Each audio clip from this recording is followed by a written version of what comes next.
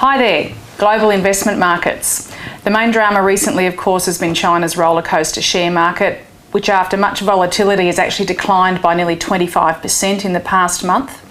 But let's put that into context for a minute.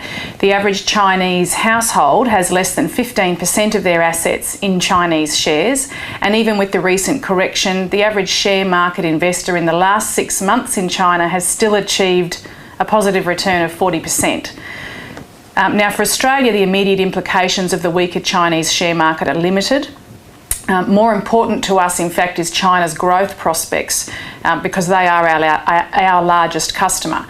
Their demand for our commodities has slowed, of course, having a direct impact on our mining share prices, but this is being countered somewhat by our falling dollar, which is a positive for Aussie exporters.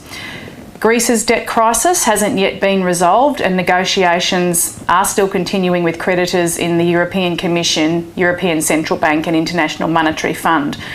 Greece seems now, though, to have been told that pension and tax reform measures must be passed, and they have an agreement on the table that if that's complied with by Wednesday, further bailouts, of course, will be considered.